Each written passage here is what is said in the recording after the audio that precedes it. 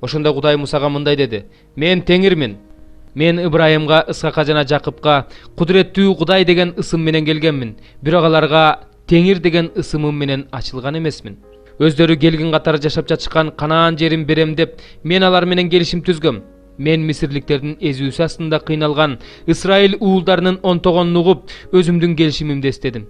Ошондуктан Исраил уулдарына мындай деп айт: Мен Теңирмин. Силерди мисирликтердин эзүүсүнөн куткарам. Силерди кулчулуктан бошотом. Силерди кудуреттүү күчүм менен, чоң жазалар менен куткарам. Силерди өзүмө эл кылып алам да, силердин Кудайыңар болом. Ошондо силерди мисирликтердин эзүүсүнөн куткарган Кудай Теңириңер мен экенимди билесиңер. Мен колумду көтөрүп Ибрайымга, Исхакка жана Жакыпка берем деп убада кылган жерге силерди алып барам да, аны силерге мураска берем. Мен Теңирмин."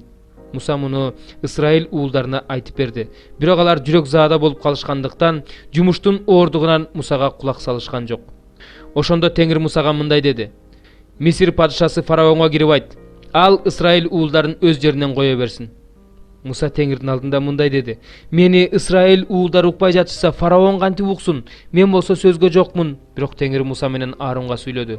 Исраил уулдарын Мисирден алып чыгууга буйрук берип, аларды Исраил уулдарына Мисир падышасы фараонго жиберди.